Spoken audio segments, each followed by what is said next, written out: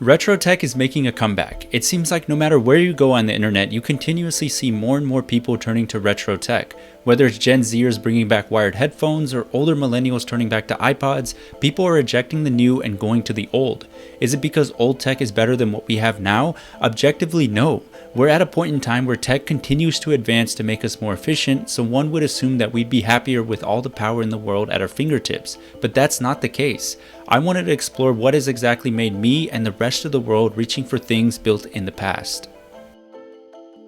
Nostalgia for retro tech. There is no question that whenever you pick up an old retro item, you can't help but feel nostalgic about it. Whenever you boot up your old PS3 or pick up your old Game Boy Advance, you get transported back in time to when you were a kid playing those systems again. Now, while you would expect most of this nostalgia is coming from people born in the 90s, what's interesting is when I was doing my research for this video is that a lot of this nostalgia was coming from Gen Zers. Yes, kids that were born right around the time when these consoles were just coming out, a lot of these Gen Zers are coming back and playing these old retro consoles again. Now, while that nostalgic feeling of holding that retro item is really important, what's really been driving this big growth of retro consoles, I feel like, is the idea that when you are holding these retro items, you're not feeling like you're connected to the online world 24/7. This has been a problem that has been coming up a lot recently, where people have been feeling overwhelmed of being connected everywhere and anywhere online all the time. When you pick up an item like an iPod or a Game Boy Advance, what's really great is that when you pick up these items, the only things you can do with them is either listen to music or play games. You can't have any social media on them, and you don't feel pressured to go online or do all these things to feel connected to the world. And the great thing is that a lot of these single-use devices, there was a lot of friction that came with using them, so it kind of made the experience very active rather than a very passive activity, which we've all fallen in the habit of doing today. A great example of this are VHS tapes. So I grew up watching and collecting the Dragon Ball Z VHS tapes, and whenever I wanted to watch an old episode back in the day, I had to make sure I had to grab the right VHS tape and put it into the system and rewind the tape all the way back to the beginning. And watching these VHS tapes made it a very active activity because I had to make sure I was dialed in and locked in while watching those episodes. I couldn't just easily open and close an app. Nowadays, it's so easy to open up a streaming app and just mindlessly scroll through all the options that are available to you. And the worst thing is that half the time you don't even end up picking anything because you're so overwhelmed by all the choices that are in front of you. And the really funny thing about this is that these modern tech items are so much better than what we used to have back in the day, but all this access to everything has made it harder for us to intentionally enjoy the content that we want to consume. I think this quote from the article I read on Loop perfectly describes what I'm feeling. Vinyl records appeal not because they are technically superior, but because they slow down consumption and turn listening into a deliberate act.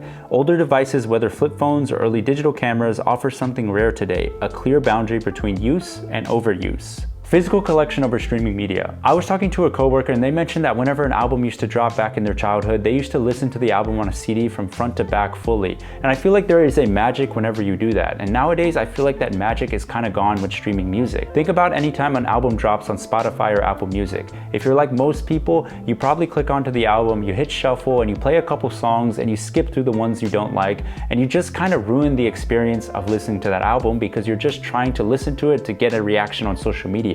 But contrast that to the feeling of buying the album on a CD, opening it up, taking out the CD, putting it into a disc drive, hearing the disc spin, and then allowing the album play front to back. I think there's something quite magical about that whole experience. Not only that, but whenever you buy the physical item, you know that you completely own that item and nobody can take that away from you. This is so important nowadays because it feels like every media company has their own streaming service and they can add and remove content on their own free will. This also stretches over to the video game industry because video game publishers can have their titles removed from places like the PSN store, and if you bought that item, sometimes that license of you owning that item can go away and you no longer own that piece of product that you bought. I know for me, I've really been enjoying collecting physical items as of late because I know when I buy that, I have full agency on what I want to do with that item. I can choose to either resell it to someone, give it away to a friend, and the great thing about collecting more of this physical media is that a lot of people have actually been using this to decorate their homes and show off a little bit of their personality.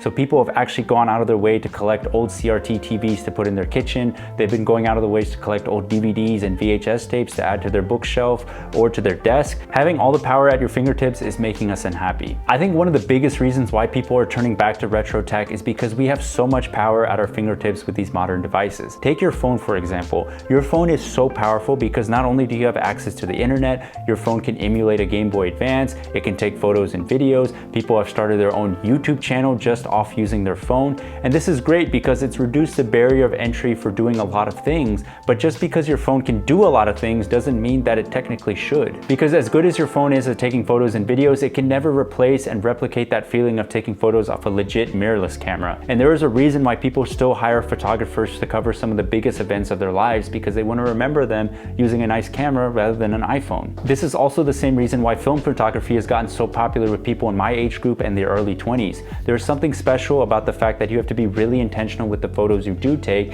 and you have to deal with the aftermath after getting them developed. And even if the photo turns out to be blurry, that is a vibe to it, because having a phone that can just snap 1,000 photos kind of takes away the special meaningfulness of just taking one photo and having that memory be there. And this translates to the gaming front too. Sure, my phone can emulate a Game Boy Advance emulator, but there's something special about picking up my old Game Boy, playing a game and hacking away at it. And sure, the screen is probably not as great. It's gonna have some battery issues, but that's just the fun part of dealing with retro tech. This is also what has made the resurgence of the iPod such a big thing. You're forced to listen to the songs that you have uploaded onto that iPod. You can't stream a billion songs and go on social media all the time. You just have to enjoy what's on that iPod.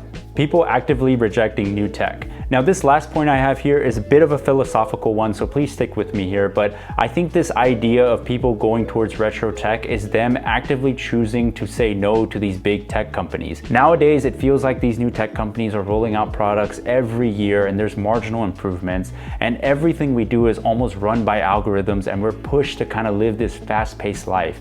But going back to these old retro tech items is almost a way of reclaiming our own lives and saying no to those big fast tech companies. Now, this point is so important because whenever you pick up that old tech item and really invest in it, you are actively choosing not to go back to the way things were, but hopefully forging a new path where we can live a sustainable future. Thanks for making it through. I would actually love to know what type of retro tech you've been using lately in the comments below. Thanks for watching, guys. I'll catch you guys next time. Peace.